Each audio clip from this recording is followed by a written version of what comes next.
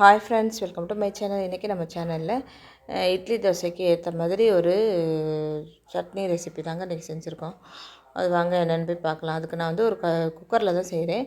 குக்கரில் கொஞ்சம் எண்ணெய் ஊற்றி எண்ணெய் காஞ்சதும் சோம்பு, பட்டை, பிரியாணி இலையெல்லாம் போட்டு நல்லா பொரிஞ்சதுக்கப்புறம் சின்ன வெங்காயம் நைஸாக கட் பண்ணி சேர்த்துருக்கேன்.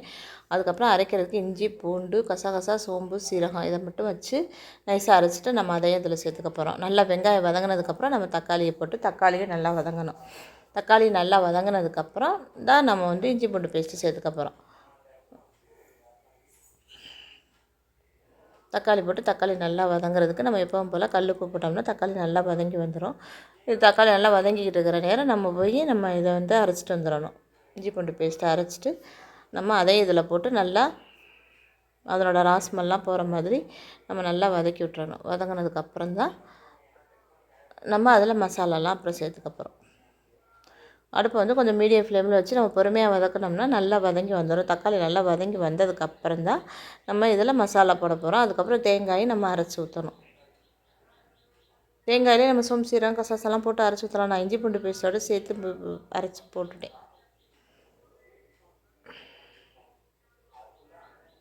இப்போ நம்ம ஓரளவுக்கு தக்காளி நல்லா வதங்கிடுச்சு. இப்போ இந்த இடத்துல நம்ம வந்து காய் என்ன காய் இருந்தாலும் பீன்ஸோ, கேரட்டு, உருளைக்கிழங்கு இந்த மாதிரி நம்ம என்ன வேணால் காளான் எது வேணாலும் நம்ம இந்த இடத்துல நம்ம சேர்த்துக்கலாம்.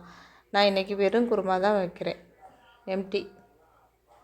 ஸோ அதனால் தக்காளி வெங்காயம் போட்டு இந்த இதையும் அரைச்சதை அதில் போட்டுட்டு நம்ம நல்லா வதக்கி விட்டுட்டு அதுக்கப்புறம் மிளகாத்தூள், மஞ்சத்தூள்லாம் நம்ம சேர்த்துக்க போகிறோம்.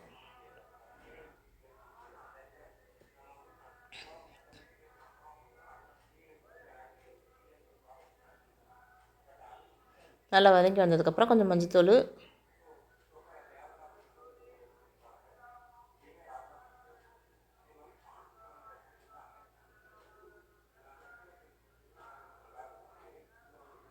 மல்லித்தூள் ஒரு 2லேருந்து 3 ஸ்பூன் போடலாம். மிளகாத்தூள் ஒரு 1.5 ஸ்பூன் போடுவோம். போட்டாலே போதும். ஒரு 4லேருந்து 5 பேர் சாப்பிட்ற அளவுக்குள்ள குருமா மாதிரி தான் வைக்க போகிறேன். மிளகாத்தூள் போட்டுட்டு நல்லா மிக்ஸ் பண்ணி விடணும். தேவைப்பட்டால் கரம் மசாலா தூள் கொஞ்சம் போட்டுக்கலாம். நான் பட்டை இதெல்லாம் போட்டதுனால நான் போடலை. நல்லா ஒரு லேசாக ஒரு கிண்டிட்டு அதில் வந்து கொஞ்சம் தண்ணி ஊற்றி நல்லா அதோடய பச்சை வாசனையெல்லாம் போகிற அளவுக்கு நம்ம நல்லா வதக்கி விட்டுக்கணும். அதுக்கப்புறம் தான் நம்ம தண்ணி சேர்த்துக்கணும். தேங்காய் அரைச்சி சேர்த்துக்கணும். தேங்காய் மட்டும் நான் ஒரு சின்ன முடி தேங்காயை அரைச்சி அதில் சேர்த்துக்க போகிறேன். நைஸாக அரைச்சிட்டு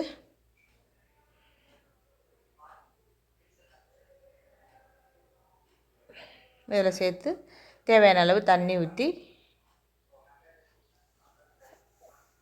நல்லா மிக்ஸ் பண்ணிவிட்டு நம்ம வந்து இதில் மல்லித்தலை, கருவேப்பிலையெல்லாம் தூவிட்டு நம்ம விசில் போட்டு ஒரு 2 விசில் இல்லை 3 விசில், 2 விசிலே போதும். இதில் காய் எதுவும் நம்ம போடலை இல்லை, அதனால் எல்லாமே வதக்கியாச்சு. ஸோ அதனால் 2 விசில் போட்டாலே போதும். 2 விசில் கொடுத்து நம்ம இறக்கிக்கிட்டோம்னா சூப்பராக சட்டுன்னு நம்மளுக்கு இட்லி, தோசைக்கு, சப்பாத்திக்கு எல்லாத்துக்குமே இது செமையாக இருக்கும். மல்லித்தலை, கருவேப்பிலை தூவிட்டு நான் மூடி விசில் வச்சு எடுத்துக்க போகிறேன். அவ்வளோதாங்க. இன்றைக்கி இட்லிக்கு தான் நான் இந்த குருமா செஞ்சுருக்கேன். செம்ம டேஸ்ட்டாக சூப்பராக இருக்கும். கறிக்குழம்பு சாப்பிட்றது மாதிரி செமையாக இருக்கும். பாருங்கள், இப்போ திறந்த உடனே எப்படி எண்ணெயெல்லாம் பிரிஞ்சு எப்படி வந்திருக்குன்னு பாருங்கள்.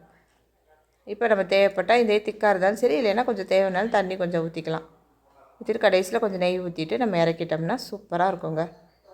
நீங்களே இதே மாதிரி ஈஸியாக குக்கரில் செஞ்சு பார்த்துட்டு எப்படி வந்துச்சுன்னு எனக்கு மறக்காமல் சொல்லுங்கள். நம்மளோட சேனலுக்கு மறக்காமல் சப்ஸ்கிரைப் பண்ணுங்கள், லைக் பண்ணுங்கள், ஷேர் பண்ணுங்கள், கமெண்ட் பண்ண மறந்துடாதீங்க. சூப்பராக சுட சுட இட்லிக்கு இந்த குருமா செம்ம டேஸ்டியாக இருக்குங்க.